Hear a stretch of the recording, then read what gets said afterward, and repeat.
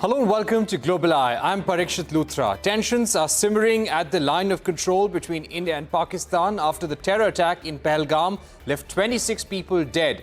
There was a brief exchange of fire at the border. Sources in the Indian Army say Pakistan violated the ceasefire near Naugam village and opened fire using small arms, and the Indian forces retaliated effectively. The Indian Army Chief, General Upendra Dwivedi, is in Srinagar to take stock of the security situation. Sources say the Army Chief has directed all officials in J&K to remain on high alert. The United Nations called on both India and Pakistan to show maximum restraint. A spokesperson for the agency said that issues between the nations should be resolved through meaningful mutual engagement. Joining us right now is Lieutenant General Satish Dua, who has served extensively across Jammu and Kashmir. He was the Chief of Integrated Defence Staff and the former General Officer commanding of the 15 Corps in Kashmir. For our viewers, General Dua was the Corps Commander in Kashmir who planned and executed the surgical strikes in response to the terror attack at Uri. General Dua, thank you very much for joining us. Let me begin by asking you about the options for India at this stage when it comes to retaliating. Thank you, Parikshit. Thank you for having me on your show. If you allow me a minute before I come to the options per se, I think India, our response has to be three-pronged. The options or the response to terrorism is one of them. The first one, the most important, no doubt, but there are also a couple of other things that we need to do. Let me expand on them first before coming here. I think the fact that the terrorists are killing innocent tourists, something they have never done before. Something we also, when I've been in Kashmir for so long, we imagined that it won't happen. Whenever anyone asked us, Kashmir mein aana safe hai, we said, yes, of course, they don't attack touristy places. And so they are taking a leaf out of Hamas's book. When they attacked the Nova Music Fest, killing innocent people, they wanted to internationalize the thing. So this is what they wanted to do here. Pakistan's diminishing relevance over the last 5 years because Kashmir is moving towards development, peace, tourism, political process, and progressing in every which way. So they are now, they've changed their tactics. All right. Having done that, they picked out people from one community, picked out the males. Now, what needs to be done, we have to ensure that when the bodies go back home, passions are not aroused. We don't have to get into that communal divide, religious divide. Because if we do, if it happens in other parts of the country, then the terrorists would have achieved their aim. We must deny them that. And the next thing is, the third part is, over the last 5 years, tourism has improved or been enhanced, increased by leaps and bounds in Kashmir. And many people have invested into tourism. People have built houses, extra rooms and homestay. People have taken a loan and bought a car to drive as a taxi. People have started buying ponies for so that sort of a thing is happening. Because 2 crores was a number last season. Overnight, that has been wiped out. So I think the state, when I say state, I mean the center as well as the Union Territory of J&K must have an outreach towards these people whose livelihood has suddenly been snatched away. Because I don't see very many tourists going there this season at least. So right. I think these things are also required. But last thing on the, may I continue on the response now? Yeah, one more question. As you were talking about the intention of the terrorists who attacked, clearly they wanted to create communal disharmony, create tensions and panic in the country, create a communal divide. How long back do you believe they would have actually infiltrated, entered the country? Do you feel that they would have probably set themselves up locally a few months back? Or was this something they started 15 to 20 days back, entered India, they were hiding themselves somewhere in the forest and then carried out the attack? It is very clear that bulk of them are foreign terrorists. With a couple of local terrorists, with the help of a couple of local terrorists, they've carried out this attack. I may not be able to put a figure to it, I mean, number of days, etc. But they could there wouldn't be bulk of them. We wouldn't be here for much long, at least in this area, because when when the terrorists move and operate in an area, even when they don't operate, they don't cause violence. There are rumblings. There are indicators that can be picked up by intelligence agencies. There are sources who will give you up. So they wouldn't want to risk a high profile mission like this. So to my mind, in this area, they have not sort of set them up, as you put it, for long. They have carried out some recce. Uh, Today anybody else could have carried out a recce for them with cameras, etc.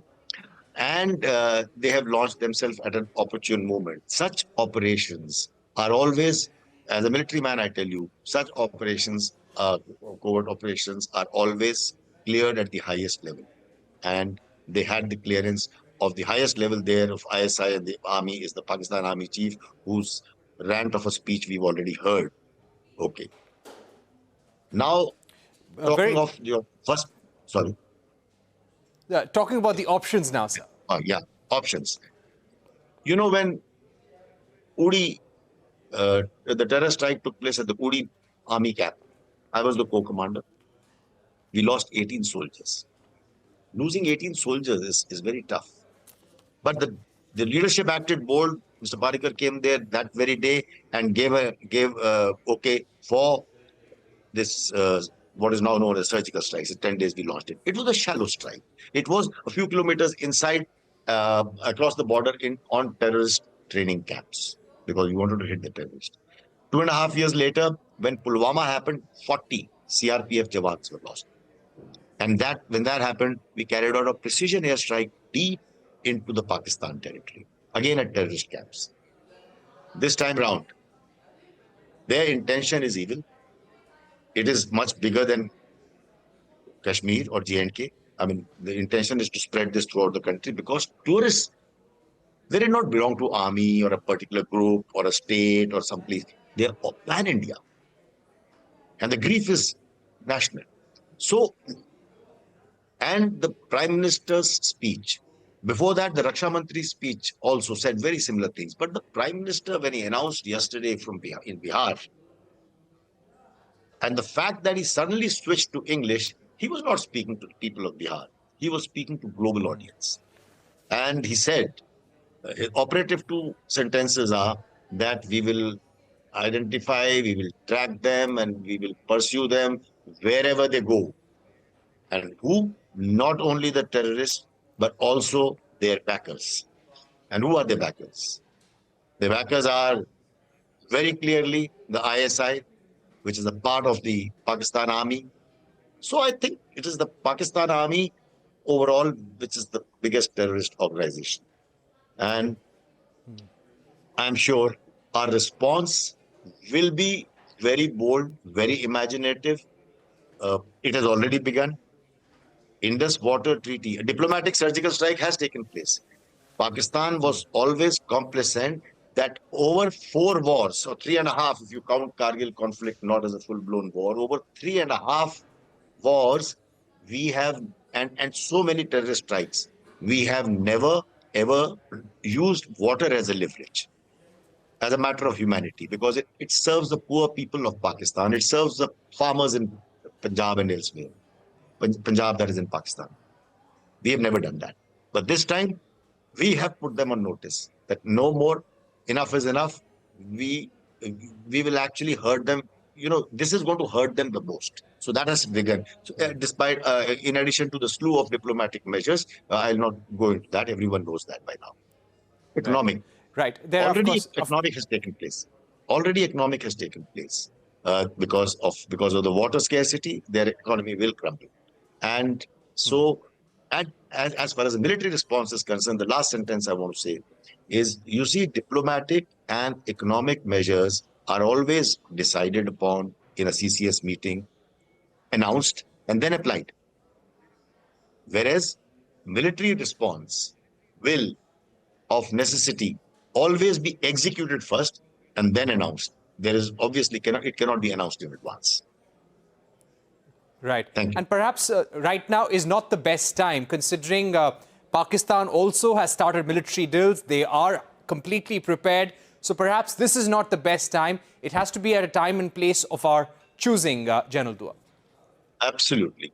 You know, such things are always a time and place of our choosing. We will decide when to do it, whether it is first to lull them in complacency, whether it is to do with the Met and the other conditions, whether it is to build some opinion, whether it is to sort of uh, do the acquisition of targets, that means decide. So all that is, let me not discuss more. So it has to be, the operative phrase is what you said rightly, it has to be at the time and place of our choosing. And since it is going to be a much bigger than a surgical strike or a Balakot strike, we need to exercise more caution and sort of make sure that it is just not known in public domain. It won't happen, and I'm sure we'll have a better. We've used so many enablers there over the last few years. There are drones, there is artificial intelligence, there is space, or there are so Right. many things have developed, and I'm sure there will be an appropriate response at the right time.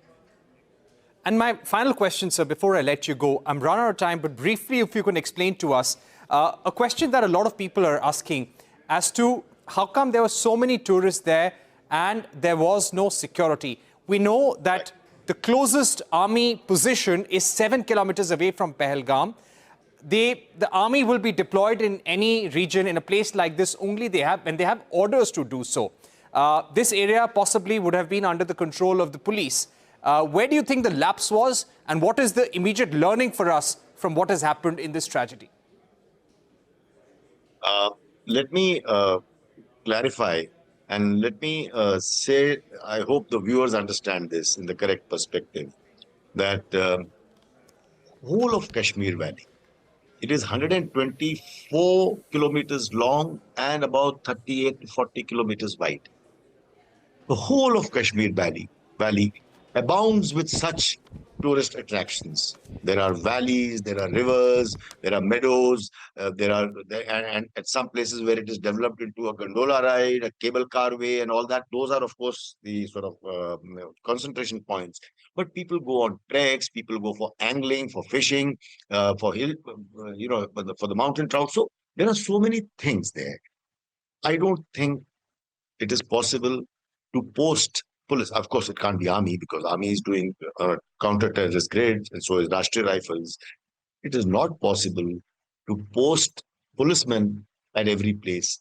And in fact, the bigger part is that there was never any requirement, because like I said earlier in the beginning, we never imagined they're going to attack tourists, because it is going to erode away their popular support, and which is a fact, which has happened. Now everyone in Kashmir is sort of stood up against them, cutting across party lines. All the opposition parties, including the Hurriyat, have condemned this. People have come out in vigil because it has struck their livelihood also. So it was not expected that they'll do it, on one hand. On the other hand, it is not really possible to place protection parties everywhere. And but I do concede it's not that nothing can be done or nothing could be done. For instance, we have to work up more intelligence. We should not, the security forces, the police has to keep an ear to the ground. We must not let go of our human intelligence, because a lot of electronic intelligence, ELINT as it is called, is being generated. So sometimes there is a tendency to rely more on that and less on human, but I think there is nothing better than cultivating sources and keeping a keen ear to the ground, so that you keep picking up such things, especially after Pakistan Army Chief Rand. We could have also read the picture better, and things like that would have been done. I'm sure we all are learning our lessons. All right, General Dua, thank you very much for joining us with that comprehensive perspective on what has happened and the road ahead and the lessons as well. We're taking a short break, but coming up on the other side, India and Pakistan have closed their main borders, linking both nations to one another. What are the other diplomatic measures that the two countries have taken? A special discussion on the other side with Manjeet Kriplani and Burzeen Wagmar. Don't go anywhere, that discussion coming up.